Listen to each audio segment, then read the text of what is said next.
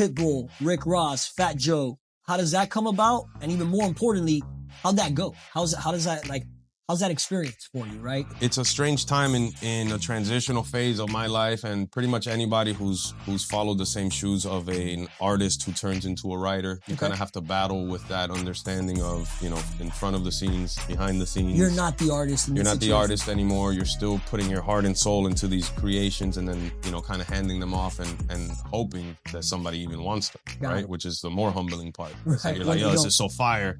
And it's like, it's total flop, you know? At that point in my life, those things, more than anything, kind of start validating me as a creator and writer and saying, okay, so I'm making things that established artists want. A lot of people around the scene at that point are like, man, these guys write cool shit, you know? If they're not going to be artists, they're writing really creative, original tunes. Let's kind of see what we can pick up that way. They can contribute. Sure.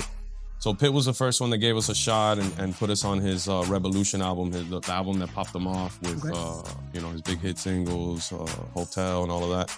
You know, more than anything, it starts kind of making you feel like, okay, so maybe I was built to do this, you know, maybe this is a good lane for me. And it kind of validates your experience and your journey. And obviously, like anything else in life, that kind of motivates you to do more than that and say, oh shit, if I can land with Pitt, why don't we shoot for you know, I know. Yeah, sure. Right.